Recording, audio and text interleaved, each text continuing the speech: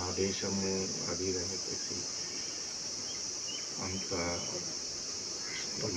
పైగా వీళ్ళ ధైర్యాన్ని మెచ్చుకోవాలి.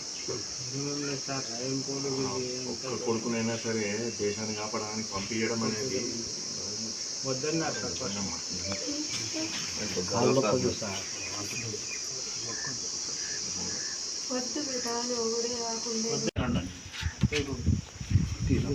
రానా ఫోటో కూడా తీసుకోండి ముందుకు రావచ్చా.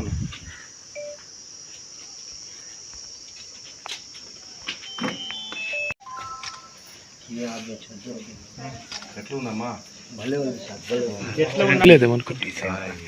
కొంచెం వెనక్కిరా.